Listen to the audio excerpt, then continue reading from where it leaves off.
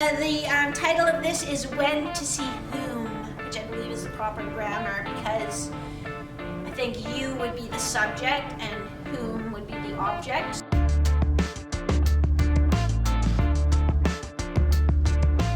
Hey gang, it's Marie here with Goalie Training Pro TV, episode 19. And the title of this is When to See Whom, which I believe is the proper grammar because I think you would be the subject and whom would be the object, so that's whom, not who.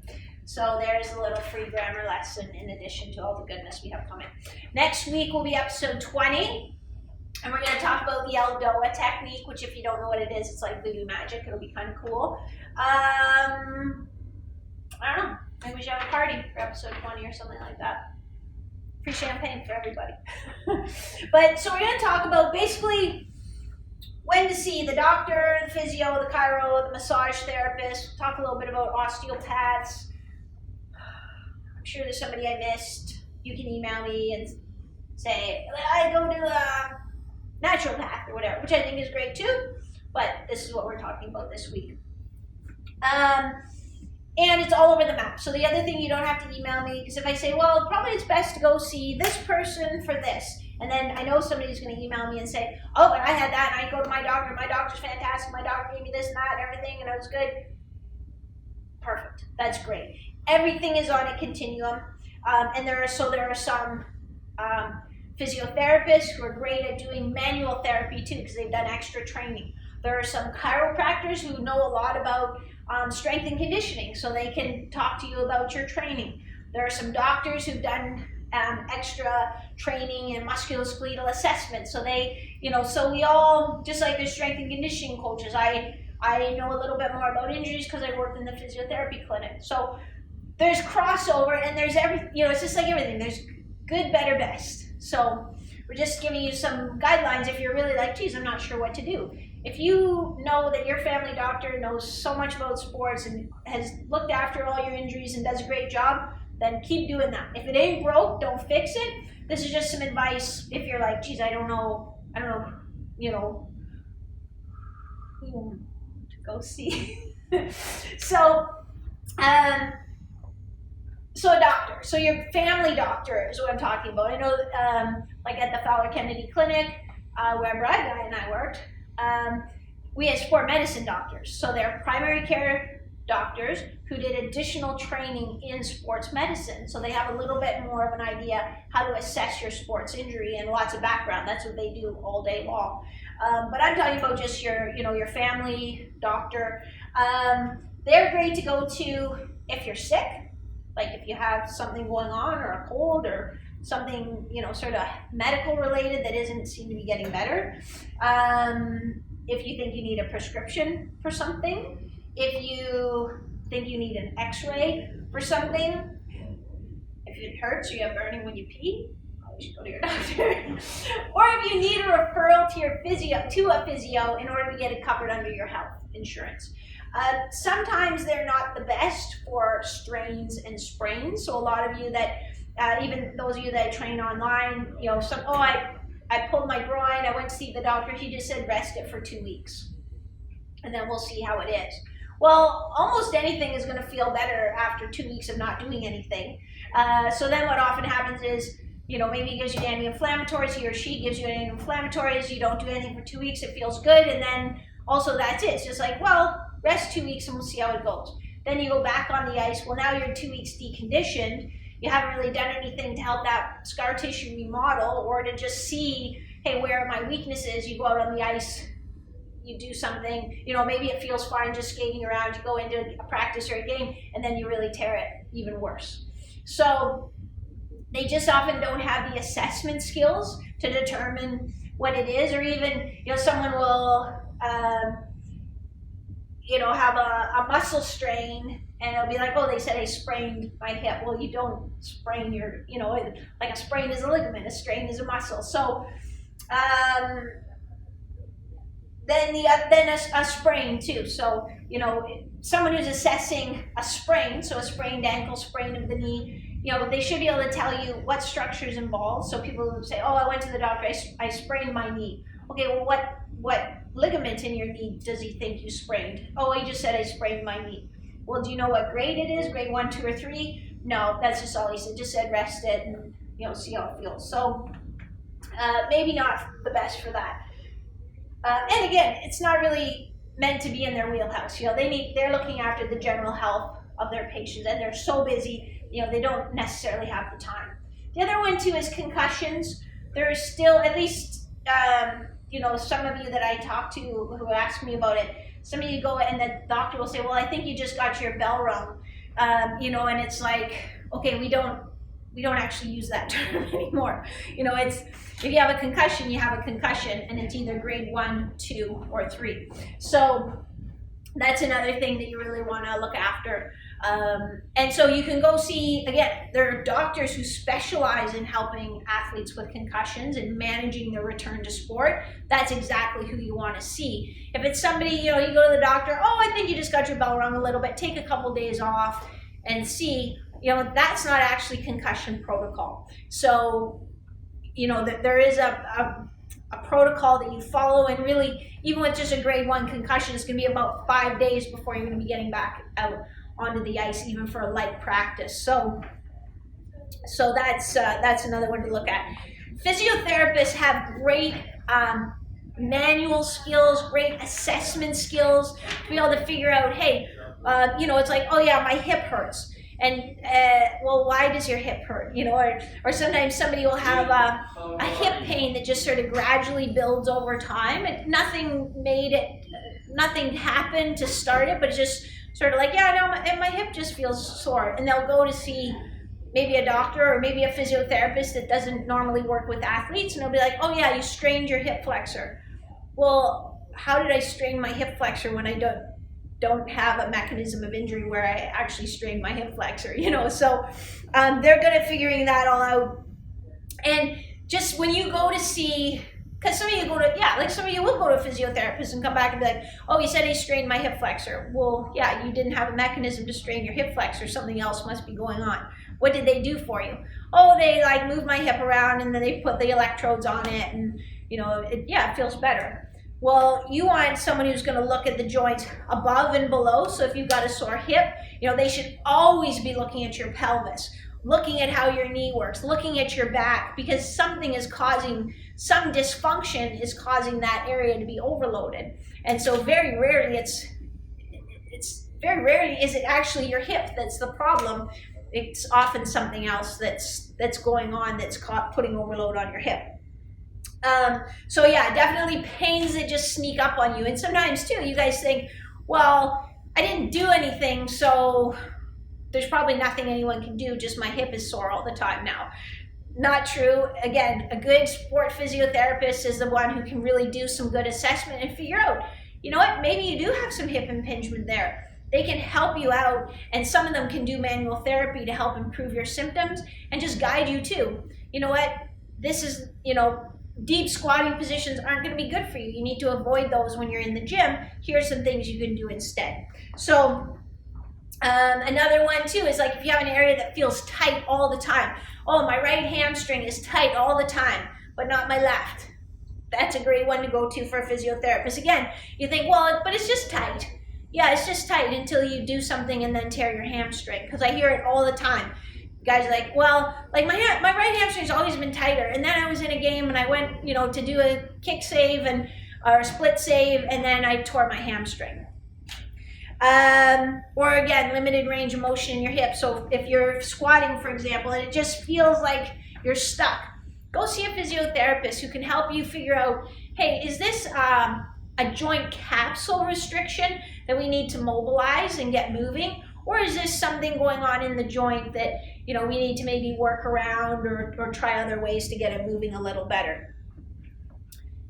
Beware if you go to see a physiotherapist, and I don't mean if you just tore your groin and it's the first day and they do a pretty gentle assessment and then maybe give you a hot pack and or do some ultrasound or hook up the electrodes to try to settle it down. That's what they should be doing. If you just tore your groin, they shouldn't be like, yanking you all over the place. But if you keep going and they just kind of do maybe some gentle stretching and then put on heat pack, ultrasound, electrodes to just make the pain feel better, that's not looking after the underlying cause. So that's something that might be a little bit like, I'm not sure we're getting there. And again, if you go find a physiotherapist that, works with athletes, they want to get you back in the game too. When I worked at the clinic, it was like, every athlete that came in injured was an opportunity to make that athlete better than they were before they had the injury going back into their sport. So, not that I'm a physiotherapist, but that's sort of the mentality of working in a place like that. Chiropractor is great, especially, like back pain is what you think of, but because their wheelhouse is a little bit trying to align your spine, so that it's in a biomechanically advantageous position. Not that that's all they do, but that's sort of the foundation of it. So that could, your spine's out of alignment, that could cause issues in your back. It could cause issues at your hips, at your knees. If your pelvis is out of alignment, that can cause trouble up your spine. So I think they're a good option to go to, especially if you need a manipulation or an adjustment to get you back where you need to be. Be aware if you go in, they do an adjustment, okay, you're good. And you feel good, you feel great, but then maybe 2 hours later or 2 days later, it's just back exactly where it was. And then you go back in later in the week or the next week, they do the same thing, send you on your way. Do the same thing, send you on your way. Do the same thing, send you on your way. Again, with every profession, there's good, better, best.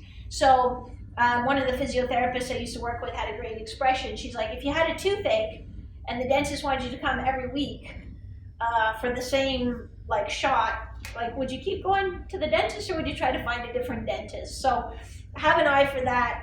And again, it's if there is, sometimes if you're just adjusted, it makes that segment hypermobile, so it's easier for it to get adjusted back in, but it's also easier for it to come out. So if they are doing adjustments over time, sometimes you just need that back in and you're good to go. But if you're needing adjustments over time, I'd like to see them giving you some exercises to help stabilize those segments. And again, some chiropractors are very well versed, some not so much. So you want to find someone who can give you strategies to help use your body to keep things together, which is a little bit too kind of one of the strengths, I think, of the physiotherapists too.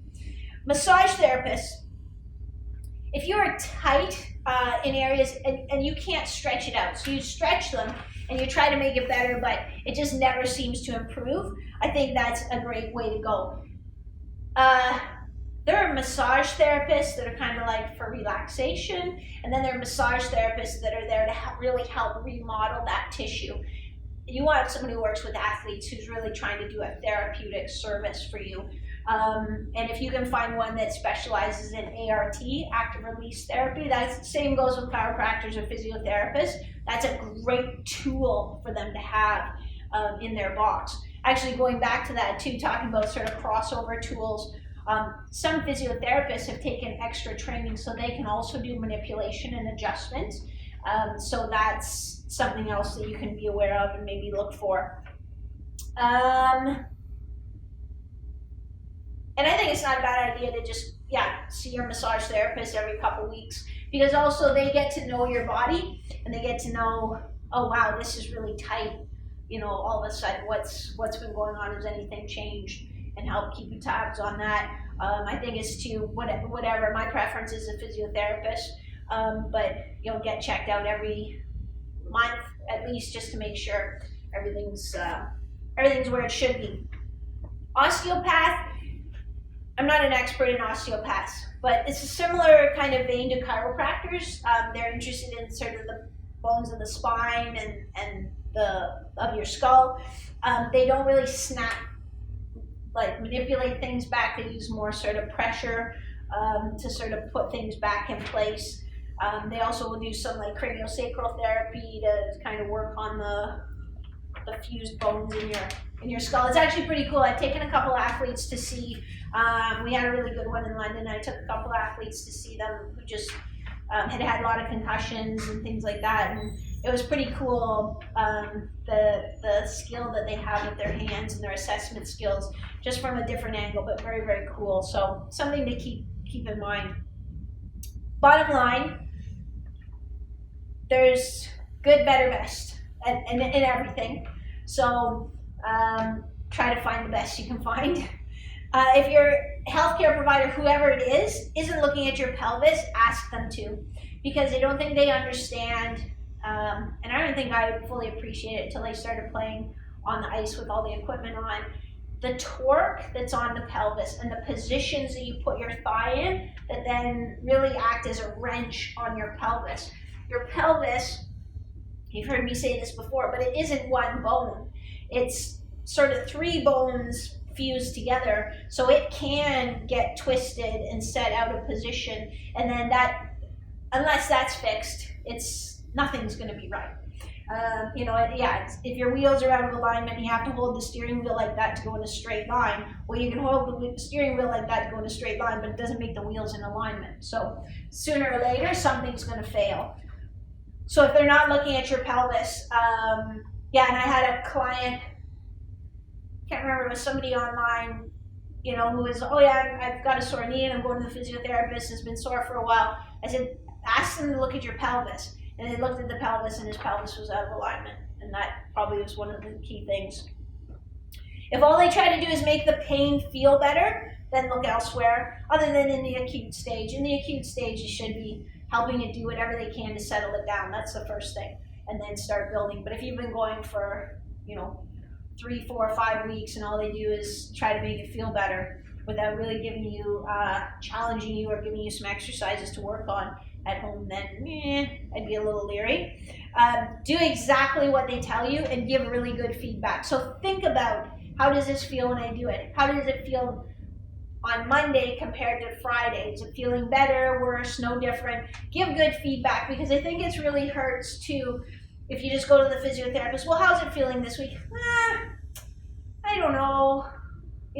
Like, okay, well, that doesn't help me. So, when I see Bri here, because he's the best in the world, but when I see him, I try to think, I've had some issues with my back for the last while, and, so it's like, like when I was in the gym, if I'm bent over and pick something up, that gives me some discomfort now. So, give them all as much information as you can for them to work with. And then if you are doing what you're supposed to do, and it's not getting better over time, then they should be looking for something else. From one of the biggest things I learned working at the sport medicine clinic was, if we do the things that typically make this thing better, so let's say you have patellofemoral pain. If we do the things that typically make patellofemoral pain feel better, and it's not getting better, then I need to wonder if this is something else and not that. So if you're going and you're doing exactly what you're supposed to do, as many as you're supposed to do, when you're supposed to do it, and it's not getting better, it gives you some leverage too, because if it's like, well, are you doing the stretches you're supposed to do? Well, no, I'm not doing them because they weren't helping. Well, then, right away the physio or the chiropractor, whoever, thinks, well, you're not doing what you're supposed to do, so of course it's not getting better. So do exactly what you're supposed to do, unless it's making it feel worse, and then stop and tell them which one makes it feel worse and where and how. But if you're doing that all, then they should be open-minded enough to think, okay, what else could this be? Let's take another look. And it's not always a quick fix. It's not, a lot of you took 4 years to get your body in a mess that it broke down. It's not going to get out of it in 2 weeks. So, or maybe they should be referring you to somebody else. So if they're not looking for something else, or maybe referring you to someone else who they think might be able to help, or just bring them in. I know Brian brings in guys all the time. Hey, can you come in and look at this patient with me?